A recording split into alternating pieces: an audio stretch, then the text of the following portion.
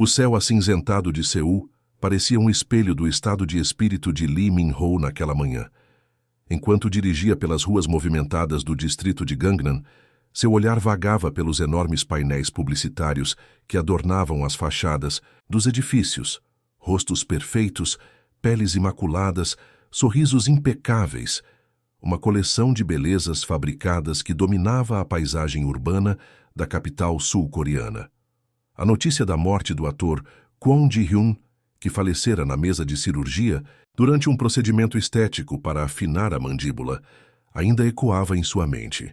Não conhecia pessoalmente o jovem ator de dramas, mas a tragédia havia abalado toda a indústria do entretenimento nas últimas semanas.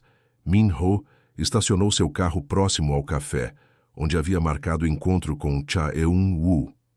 Ajustou o boné e colocou sua máscara facial, não apenas pelo anonimato que proporcionava, mas também por hábito, uma segunda pele para as celebridades coreanas. Ao entrar no estabelecimento, notou Eun-woo já sentado em uma mesa discreta nos fundos, igualmente camuflado sob acessórios que escondiam parcialmente seu rosto, aquele mesmo rosto que revistas e fãs chamavam de perfeição natural. O aroma, forte do café recém-preparado, preenchia o ambiente enquanto Min-ho se aproximava. Os olhos de Eun-woo, normalmente vibrantes, pareciam cansados. A notícia sobre Kwon havia afetado a todos de maneiras diferentes. Para alguns, era um lembrete da fragilidade da vida. Para outros, uma reflexão sobre até onde se deve ir em busca de uma imagem idealizada. Para eles, figuras públicas constantemente sob escrutínio era uma sombra perturbadora do sistema ao qual pertenciam. Sentaram-se em silêncio por alguns momentos, como se ambos tentassem encontrar as palavras certas para iniciar uma conversa sobre algo tão delicado. O café estava relativamente vazio naquela hora da manhã, permitindo que conversassem com certa privacidade. Min-ho, há 7 anos mais velho que Eun-woo, sentia uma responsabilidade implícita de mentoria com o jovem ator e cantor, cuja carreira havia decolado de forma semelhante à sua. O peso da tragédia recente pairava entre eles como uma presença invisível. A morte de Kwon Ji-hyun representava muito mais que um incidente isolado. Era o resultado extremo de um sistema que valorizava a perfeição estética acima de tudo, alimentado pelo culto à imagem que tinha raízes profundas na sociedade coreana. As clínicas de cirurgia plástica que pontilhavam o distrito de Gangnam eram apenas a manifestação física de uma pressão psicológica constante que artistas como eles enfrentavam diariamente. Min-ho observou o movimento da rua através da janela. As pessoas passavam apressadas, muitas com curativos quase imperceptíveis, testemunhas silenciosas de procedimentos estéticos recentes. Seul havia se tornado a capital mundial da cirurgia plástica, um título que carregava tanto orgulho quanto preocupação. O olhar de Min-ho voltou para Eun-woo, cujas feições delicadas eram frequentemente alvo de especulações sobre intervenções cirúrgicas, apesar de sua agência sempre afirmar a naturalidade de sua beleza. A tensão no ar era quase palpável quando finalmente começaram a conversar sobre o assunto que os reunira naquela manhã. Não era apenas sobre Kwon, mas sobre todo um sistema que definia o valor de uma pessoa pela proximidade com padrões de beleza inalcançáveis. Ambos sabiam que suas próprias carreiras, por mais que fossem baseadas em talento, haviam sido impulsionadas por suas aparências. Era impossível separar completamente seu sucesso da imagem que projetavam.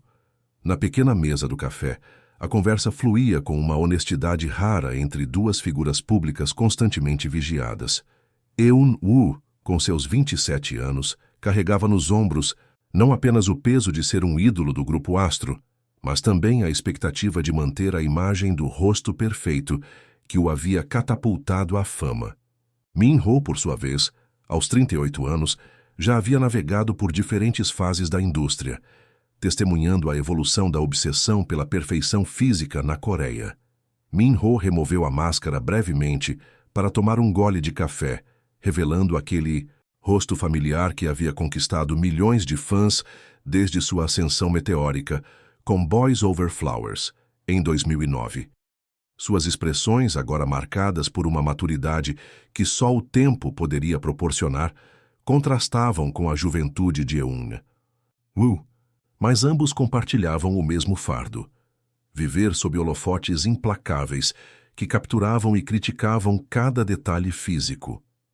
A conversa inevitavelmente voltou-se para Kwon Ji-hyun, o jovem ator cuja vida fora interrompida por uma busca fatal pela mandíbula em V, exibida por tantos ídolos. O caso havia exposto uma realidade sombria do sistema.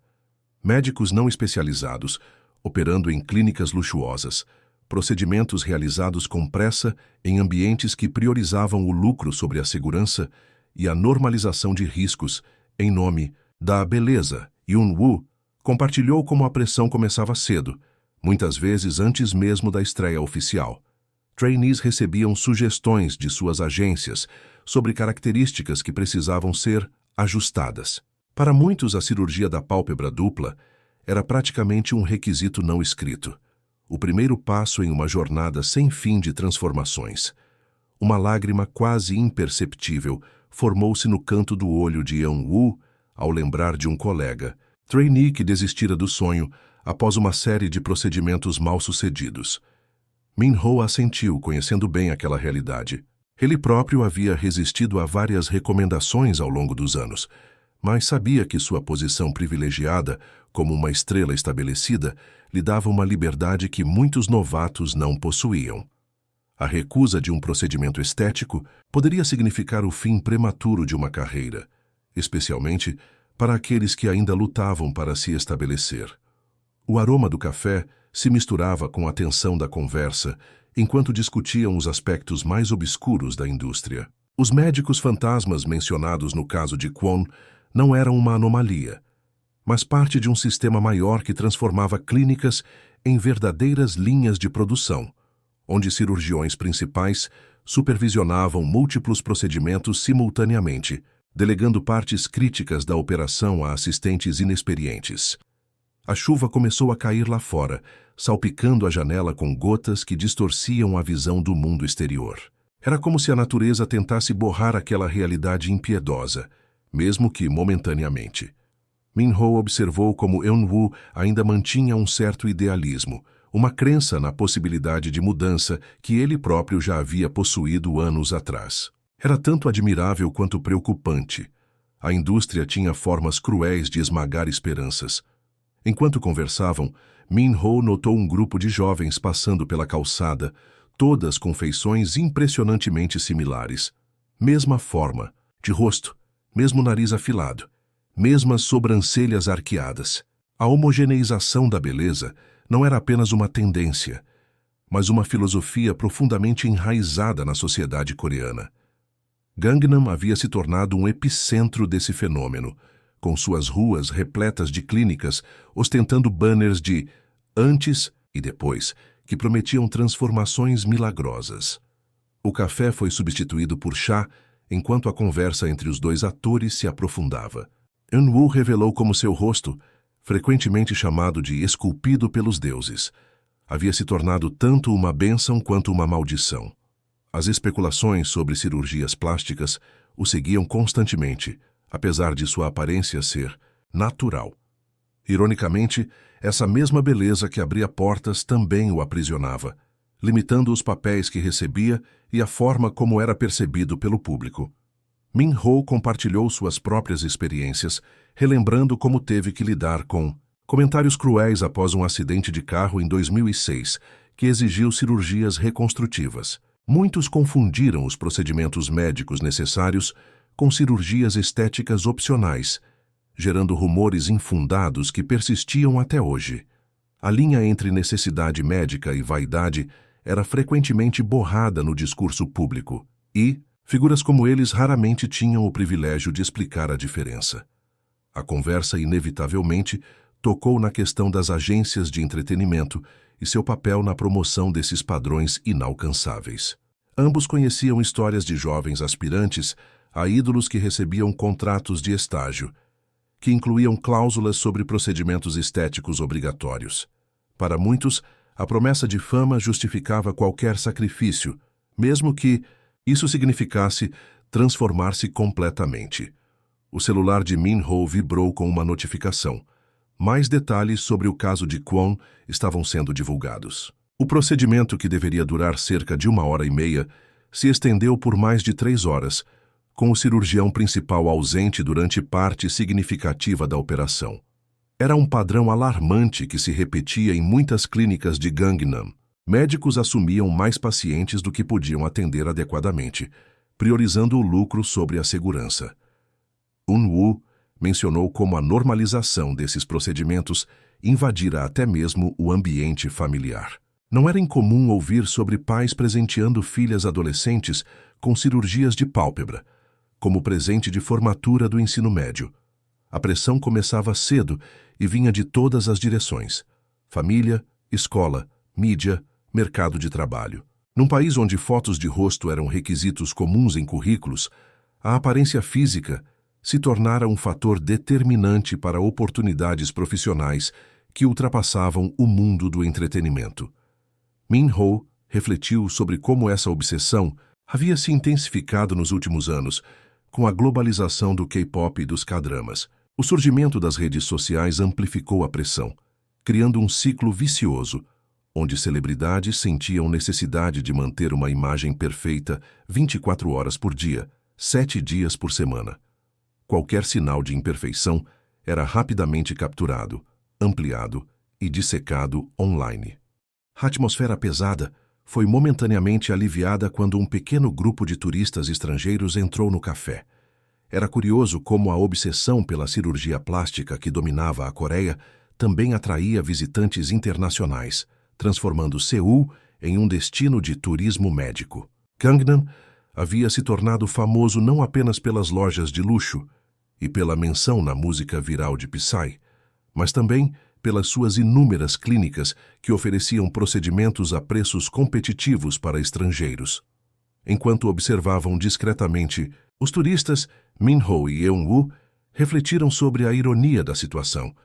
O mesmo sistema que os pressionava era admirado e procurado por pessoas de outros países. A beleza coreana, que tanto era valorizada internacionalmente, era em muitos casos resultado de intervenções cirúrgicas inspiradas em padrões ocidentalizados, um paradoxo cultural que poucos pareciam dispostos a examinar. A tarde avançava enquanto Min-ho e Eun-woo caminhavam pelo Parque Yeouido, um raro momento de tranquilidade para duas celebridades constantemente perseguidas por câmeras. As cerejeiras, ainda sem flores naquela época do ano, formavam silhuetas melancólicas contra o céu que começava a clarear após a chuva. Haviam optado por continuar a conversa ao ar livre, onde se sentiam menos confinados, tanto física quanto metaforicamente. Min-ho falou sobre a dualidade que enfrentava em sua carreira.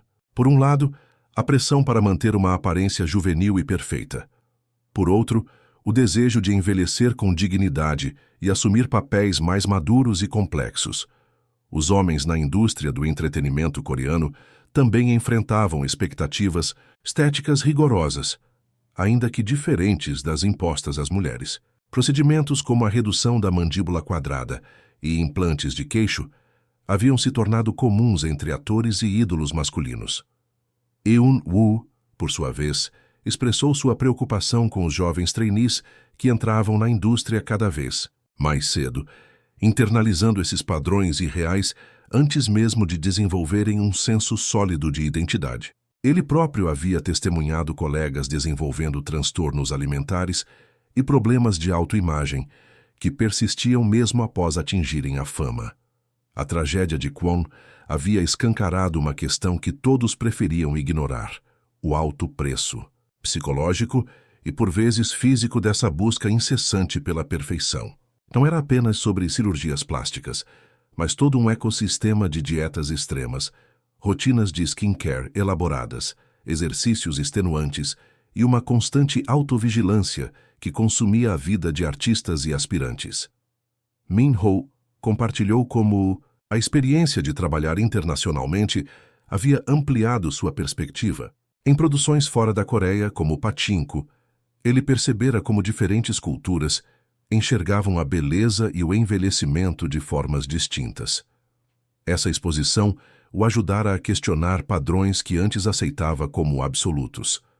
Enquanto atravessavam uma ponte sobre o rio Han, cujas águas refletiam as luzes da cidade que começavam a se acender no crepúsculo, Min-ho e Eun-woo discutiram suas responsabilidades como figuras públicas influentes. Poderiam continuar perpetuando esses padrões impossíveis ou usar suas plataformas para iniciar conversas mais honestas sobre beleza, autoaceitação e os perigos da obsessão estética? Eun-woo mencionou como sua percepção havia mudado após trabalhar em True Beauty, um drama que abordava justamente as inseguranças relacionadas à aparência física. O papel o fizera refletir sobre quantos jovens sofriam silenciosamente, comparando-se a imagens editadas e filtradas de celebridades, como ele próprio. Ao final daquela tarde, enquanto observavam o horizonte de Seul, com suas infinitas luzes se acendendo uma a uma, Min-ho e Eun-woo não haviam chegado a respostas definitivas, mas compartilhavam uma nova resolução. A morte de Kwon não poderia ser em vão. Precisava servir como um catalisador para uma mudança que já estava muito atrasada. O legado de Kwon Ji-hyun não seria apenas o de um jovem ator que perdera a vida prematuramente numa mesa de cirurgia, mas talvez o início de um questionamento mais profundo sobre os valores que a sociedade coreana, e a indústria do entretenimento em particular, cultivava com tanta devoção. Enquanto se despediam, Min-ho e Eun-woo sabiam que a conversa daquele dia era apenas o começo. A verdadeira mudança exigiria coragem para desafiar um sistema profundamente enraizado, mas pela primeira vez sentiam que não estavam sozinhos nessa jornada. E talvez isso fosse o suficiente para dar o primeiro passo em direção a um futuro, onde a beleza não precisasse custar vidas. O que você achou desta história? Reflita sobre como a pressão por uma aparência perfeita afeta não apenas celebridades, mas também pessoas comuns. Compartilhe sua opinião nos comentários, inscreva-se no canal e não se esqueça de deixar seu like.